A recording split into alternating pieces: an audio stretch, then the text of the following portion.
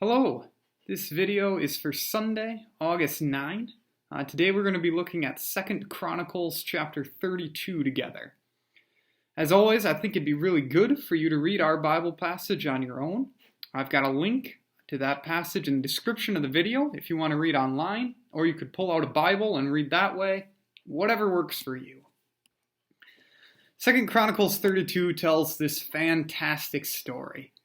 We're still in the reign of Hezekiah, the king of God's people in the land of Judah. And Hezekiah and all the people are threatened by this great and powerful king and army from Assyria. And the Assyrian commander comes and is mocking Hezekiah and God's people, and particularly God. The commander speaks on behalf of the king of Assyria, and he says, "You have no chance. We've conquered all these other nations and their gods, and so why can't we conquer you and your God? Your God can't help you." But Hezekiah and the people know the truth. They know that their God, our God, can in fact protect them. They know that our God is so much stronger than the Assyrians and their empire and their false gods. And in this case, God comes through in an amazing way. Hezekiah and his troops never really even take up arms against the Assyrians here. God just sends his angel and he devastates the Assyrian army. He protects his people. And so this shows us some things about God. It shows us that we can trust God, that God can deliver us from any trouble, whatever we're going through, whatever threat we might face. Maybe it's sickness, like a global pandemic. Maybe it's financial hardship that we're going through. Maybe we're suffering through a period of depression or severe anxiety. Maybe our work situation is just miserable.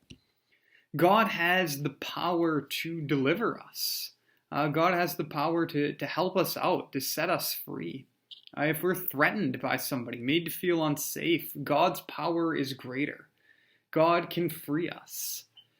Now you'll notice in this story that even though Hezekiah trusts in God, that doesn't stop Hezekiah from making preparations, from repairing the wall and thinking about water and that kind of thing.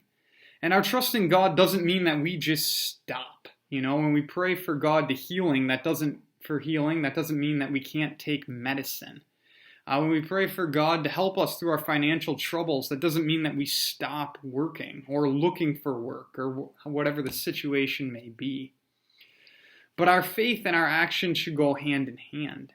We work to try to solve our problems, but we know that even when our own efforts help, it's God that gives us success. And we know that even when our troubles and our trials seem way more than we can handle, they're never too much for God to handle. That's what we see in this story. God gives salvation from an enemy that there's no way his people could have fought off on their own. God gives us hope. God gives us confidence. Sometimes God doesn't seem to come through for us as quickly or neatly as he does in this chapter, but God always can, and God always cares about us. And through Jesus, God has promised that he will destroy all our enemies, all evil, all sin, all death. And so we have hope, even when times are tough, that God can deliver us, and that in the end, God will.